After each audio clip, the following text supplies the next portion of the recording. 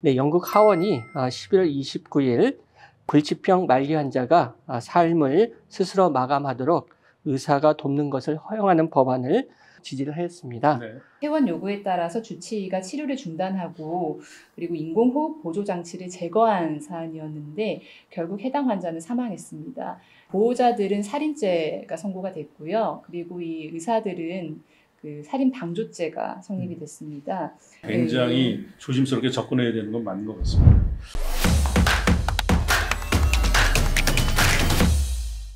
미스터 신뢰성 이진수 교수님, 어떻게 죽고 싶으세요? 존엄하게 죽고 싶습니다. 우리 법조계의 간디 최지영 변호사, 뭐 죽음에 대해서 생각할 나이는 아닌 것 같은데 어때요? 뭐 생각을 자주 해보는 건 아니지만 근데 또 멀다고 생각하면 또 가까이 있는 게 죽음이고 또 가까이 있다고 생각하면 또 멀게 느껴지는 게 또 죽음 아니겠습니까? 예, 또 법조계 일을 하면서 또 마음이 좀 힘드신 분들을 또 만나 뵙게 되면은 이게 사는 게 죽는 것만큼 힘들다라는 말씀을 또 하시는 분들도 계시거든요. 우리보다 더 고민하는 것 같아요. 그런 것 같네요. 오늘은 존엄사에 관한 내용으로 파보세요 준비했습니다. 어떤 기사가 준비되어 있습니까? 영국 하원 의원들이 존엄사에 찬성하다라는 이코노미스트 기사를 중심으로 이야기를 해보도록 하겠습니다. 네. 영국 하원에서 존엄사 법률안을 찬성했습니다. 뭐 다소 충격적입니다. 네, 영국 하원이 11월 29일 불치병 말기 환자가 삶을 스스로 마감하도록 의사가 돕는 것을 허용하는 법안을 찬성 330명, 반대 275명으로 지지를 하였습니다. 네. 새로운 법안은 제한된 그룹에만 적용되는데요. 동법률안에 의하면은 존엄사의 신청자는 18세 이상이어야 하며 말기 질환 진단을 받았고 6개월 이상 살 수 없다는 선고를 받았어야 합니다. 존엄사에서는 2명의 의사와 1명의 판사가 승인을 해야 하는데 승인을 받은 후 사망에 이르게 하는 약물은 신청자 스스로 투여해야 한다고 합니다. 네. 영국 하원에서 찬성도 했고 굉장히 엄격한 조건 하에서 이제 존엄사가 이루어지긴 하지만 이번 조력사 법안에 대해서 275명의 하원 의원이 반대를 했습니다. 역시 그 존엄사는 영국에서도 매우 이제 논쟁적이네요. 그렇죠? 그렇습니다. 영국 하원에서 이번 존엄사 법안에 대해서 275명이 반대했다는 데서 나타나듯이 존엄사는 영국에서도 매우 논쟁적인 이슈입니다. 2015년에 영국 하원에서 존엄사인 투표가 또 있었는데요. 그 당시에는 반대 330명, 찬성 118명으로 부결된 바 있었습니다. 네. 그리고 이번에 있어서도 영국의 양대 정당이 보수당과 노동당인데 조력사에 대해서는 당적과 관계없이 찬반이 엇갈리고 있는 상황입니다. 예를 들면은 보수당 소속의 전 수상인 보리스 존슨, 테레사 메이, 리즈 트러스, 그리고 노동당 소속의 전 수상인 고든 브라운은 존엄사의 반대 입장이고요. 반면에 보수당 소속의 전 수상인 데이비드 캐머런, 노동당 소속의 현 수상인 키어 스타머는 찬성 입장을 표명했습니다. 당에 따라가 아니라 당을 거슬러 이러한 찬반이 나타나는 것입니다. 그리고 노동당 소속 하원 의원 중에서도 234명은 찬성, 147명은 반대하는 등 같은 당내에서도 입장이 매우 엇갈리고 있는 상황입니다. 네, 조력 존엄사. 저는 재밌는 게 그 보리스 존슨이 그 존엄사에 대해서 반대한 게 그냥 보이는 인상 같은 찬성처럼 보였는데 네. 반대하는 게 좀 재밌게 느껴졌는데 영국에서 이렇게 존엄사에 대해서 찬성한 입장, 반대한 입장의 근거는 뭘까요? 존엄사에 찬성한 입장의 근거는 개인이 회복할 수 없는 신체적 상황에서 불필요한 고통에 시달리지 않고 존엄하게 죽을 수 있게 하자는 것이 되겠고요. 존엄사에 반대하는 입장은 존엄사를 허용하게 되면 존엄사가 남용될 위험이 매우 크다는 점과 사회적 비용이 크다는 것을 들고 있습니다. 존엄사가 허용되게 되면은 노약자, 장애인 등이 존엄사에 동의하도록 압력을 받을 수 있고 또 환자들이 가족들의 신체적 또는 재정적 부담을 덜어주기 위해 존엄사를 신청할 수 있다. 이런 우려가 있다는 것이 되겠고요. 또 이번의 경우에 있어서 영국의 존엄사 법안에 대해 보건부 장관인 웨스트 리팅 장관이 반대 의사를 밝혔는데요. 그 이유는 존엄사가 허용될 경우에 존엄사를 실행하는 추가적 비용이 커서 현재도 어려운 국민 건강 서비스에 큰 부담으로 작용할 것이다. 이렇게 이야기를 하고 있습니다. 영국도 이제 영국판 고려장을 걱정하고 있는 것 같습니다. 우리나라의 경우는 존엄사에 대해서 어떤 입장인가요? 네, 한국 역시 존엄사에 대한 관심이 매우 높습니다. 한국은 2016년도에 환자의 연명의료를 중단할 수 있는 연명의료 결정법이 제정되었는데요. 법 시행 후에 연명 중단 사례만 해도 5년간 33만 명에 달한다고 합니다. 예, 그리고 2022년에는 연명의료 중단을 넘어서 적극적으로 의사의 도움을 받아서 삶을 단축시키는 조력 존엄사에 대한 법안이 발의되기도 했습니다. 네. 이번에 이제 영국에서 논의가 됐고 이미 이제 존엄사를 허용하는 국가들이 있습니다. 그렇습니다. 스웨덴 의료윤리위원회가 올해 7월에 발표한 보고서에 의하면은 12개국에서 존엄사가 합법입니다. 네. 가장 많이 알려져 있는 국가가 스위스이죠. 스위스에서는 1937년부터 존엄사를 허용해 왔습니다.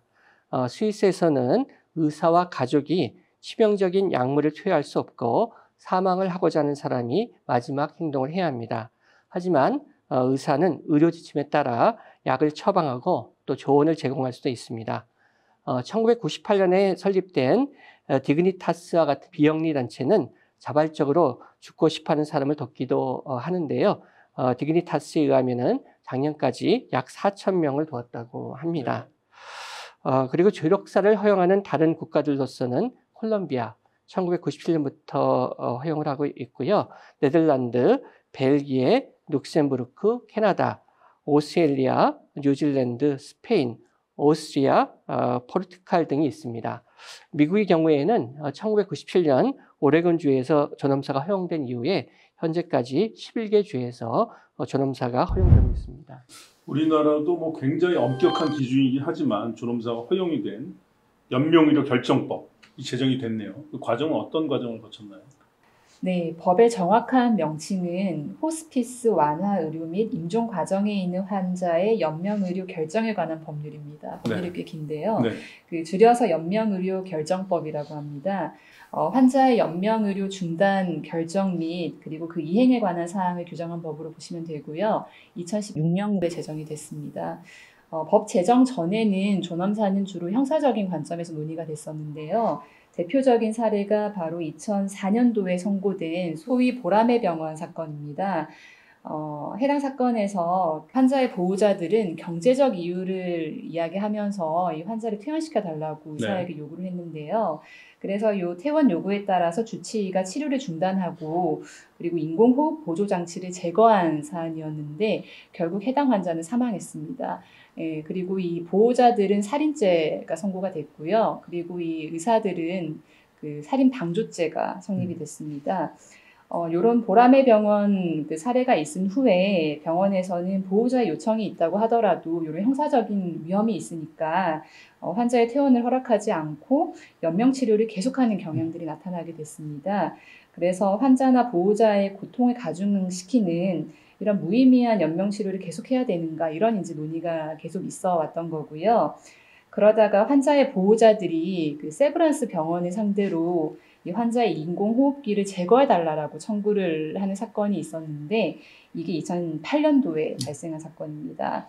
그리고 대법원이 2009년에 기존의 입장보다 조금 그 의견을 많이 바꾸어서 회복 불가능한 사망의 단계에 이른 후에 환자가 인간으로서의 존엄과 가치 및 행복 추구권에 기초하여 자기 결정권을 행사하는 것으로 인정되는 경우에는 연명 치료의 중단이 허용될 수 있다고 판시를 했습니다. 이건 기존의 보라매 병원 사건과는 조금 입장이 바뀐 거라고 볼 수 있는데요.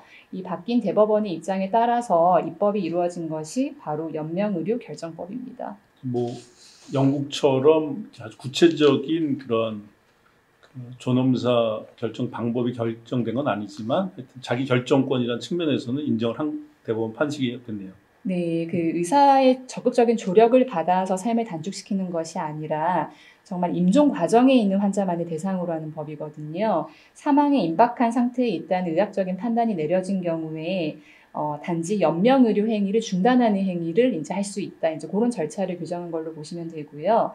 무엇보다 중요한 것은 환자의 그 연명의료 중단 의사가 확인돼야 되는 게 가장 중요한데, 환자가 정신이 또렷하고 의사결정 능력이 있는 경우에는 이런 의사 확인 좀 쉽지만, 그 환자의 어떤 그 병세가 악화되고 한 경우에는 이런 의사를 확인하기가 어려운 경우들이 생길 수 있기 때문에, 이런 경우에는 담당 의사와 이제 보호자, 가족들의 의사를 종합해서 그런 확인 절차를 거치도록 하고 있습니다.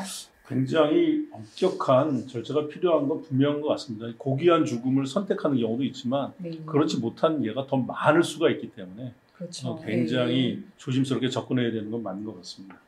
영국 하원에서 존엄사 법안에 대한 그 투표 이후에 실제 법률이 되기까지 어떠한 절차가 남아있나요? 네, 앞으로 남아있는 절차는 이제 하원에서 최종 결정이 되면 상원과 국왕의 승인을 받아야 되는데요.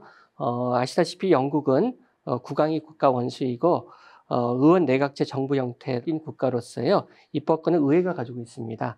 영국 의회는 직접 선거에 의해 선출되는 하원, 정원이 650명이고 임기는 5년인데요. 하원이 있고 선거에 의하지 않고 각 분야에서 전문성 및 대표성을 인정받는 사람들로 구성된 상원, 여기는 고정된 정원이 없고 현재는 805명이 상원 의원으로 있습니다. 이렇게 구성이 되어 있고요. 하원과 상원에서 각각 법률을 제정 개정을 발의할 수 있는데요. 이렇게 법률안이 발의가 되면 이번의 경우 하원에서 논의를 하고 이후 상원에서 다시 논의가 된 다음에 최종적으로 국왕의 승인을 받아서 법률됩니다. 이번 그 영국의 존엄사 법률안은 하원의 두 번째 독회를 통과한 것인데요. 이 부분이 가장 중요한 절차를 마친 것이지만 아직까지 최종 법률이 되려면 남은 단계가 있고요. 그 남은 단계 동안에 최종적으로 법률로서 성립하지 않을 가능성도 배제할 수는 없겠습니다. 우리가 아이가 태어났을 때 부모들이 기저귀 갈고 정말 이렇게 힘든 과정을 거치잖아요. 그러면서 이제 사랑을 확인하는 건데 부모가 죽을 때도 어떤 부모가 이제 고귀한 죽음을 선택한다면 모를까 그렇지 않으면 하여튼 끝까지 최선을 다하는 게 인간의 모습이 아닌가 그런 생각도 하여튼 잘 죽는 것도 필요해지는 그런 세상인 것 같습니다. 네. 파보세요. 여기서 마치겠습니다. 고맙습니다.